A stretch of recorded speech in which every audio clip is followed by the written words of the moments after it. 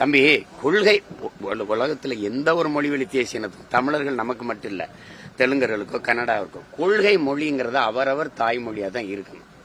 அதுதான் பயிற்று மொழி, அதுதான் எல்லா மொழியுமா இருக்கணும். பயன்பாட்டு மொழியாக நமக்கு பல முறை சொல்லிட்டோம். நமக்கு பயன்பாட்டு மொழியா நம்ம வெள்ளைக்கார ஆண்டதுனால நம்ம ஆங்கிலத்தை தொடர்பு மொழியா வச்சுக்கிட்டோம். அதுதான் வேணுமென்றால் உலகத்தின் எம்மொழியும் கற்கலாம். தேவை கருதி விரும்பினால் கற்கலாம். அது சமஸ்கிருதமா இருக்கலாம், இந்தியா இருக்கலாம், உருதா இருக்கலாம், தெலுங்கா இருக்கலாம், மலையாளம் இருக்கலாம், போஜ்பூரி, பீகாரி, குஜராத்தி, எதா வேணாலும் இருக்கலாம்.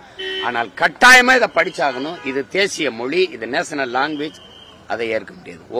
நீ நேஷனல்னா ஏன் நேஷனல் என்னாச்சு? உன் மொழி தேசிய மொழினா அப்ப ஏன் மொழி என்னாச்சுன்னு வருது இல்ல? அது சரியில்லை. பல மொழிவழி தேசிய இனங்களின் கூடாரம், பல தேசிய இனங்கள் கூடி வாழுகிற கூட்டு அமைப்பு தான் இந்தியா.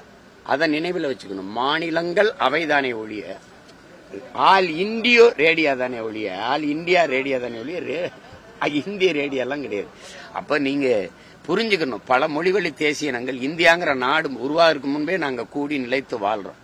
நம்ம ஒரு நாட்டு இந்தியாங்கிற நாட்டுக்குள்ள கூடி இன்னைக்கு வாழ்றோம். நீ இந்திய நாட்டின் குடிமகன், நான் இந்திய நாட்டின் குடிமகன், அவரும் இந்திய நாட்டின் குடிமகன். ஆனால் உன்னுடைய நேஷனாலிட்டி தெலுங்கு, என்னுடைய நேஷனாலிட்டி தமிழ், அவருடைய நேஷனாலிட்டி மராட்டி, அவருடைய குஜராத்தி, அவருடைய போஜ்பூரி, அவரது பீகாரி, அவர் பஞ்சாபி.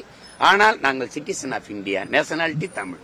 இதுல எந்த குழப்பமும் இல்ல ஆள்றவங்களுக்கு தவிர. அவங்களுக்கு ஒரு குழப்பம் இருக்கு, தடிமாறி இருக்கிறாங்க. இந்தி யார் படிக்கலன்னு சொல்லுங்க. நான் திரும்ப கேட்கிறேன். எங்க ஆளுங்க IAS IPS ஆகி வட இந்தியாவுக்கு பணி செய்ய வரும்போது போய் கத்துக்கிறாங்க. எங்க பிள்ளைங்க ராணுவத்தில் இருக்கிறாங்க.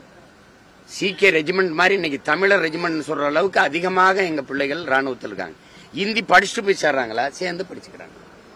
எங்க மக்கள் ஈழத்தில் இருந்து ஏதிரிகளா நாங்க பிரான்ஸுக்கு போனோம். பிரெஞ்சு கத்துக்கிட்டு போனோமா? போய் கத்துக்கிட்டோமா? தேவை கத்துக்கணும். உணவு, மொழி, உடை, இதெல்லாம் அந்த தேவை. நிலமும் காலமும் தேவையும் தீர்மானிக்கும். போட்டு குழப்பிக்க கூடாது. நன்றி.